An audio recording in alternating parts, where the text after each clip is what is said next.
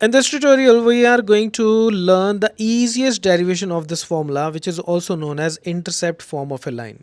Which means if we have a straight line that intersects x-axis at say point A and its coordinates are a0 and it intersects y-axis at point B and its coordinates are 0 B, and let's say it passes through a point P and its coordinates are xy, then x over a plus y over b is always equal to 1.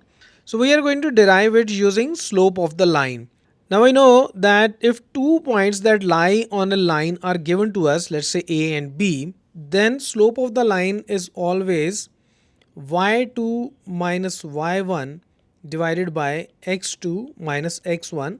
So in this case it will be 0 minus b over a minus 0. So this will be equal to minus b by a. So let's call it equation number 1. Now I know that slope of the line will not change if we consider b and p.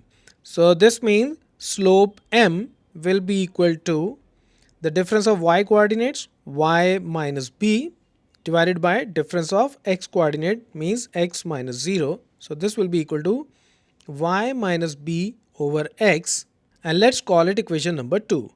Now I know this is also the slope of the same line, this is slope of the same line. So from 1 and 2, y minus b over x is equal to minus b over a.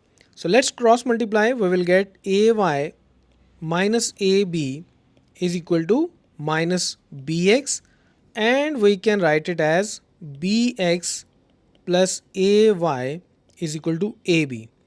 Let's now do one thing, let's divide both sides by ab. So we can divide both sides by ab, provided ab should not be equal to 0, because we cannot divide by 0, which means a cannot be 0 and b cannot be 0.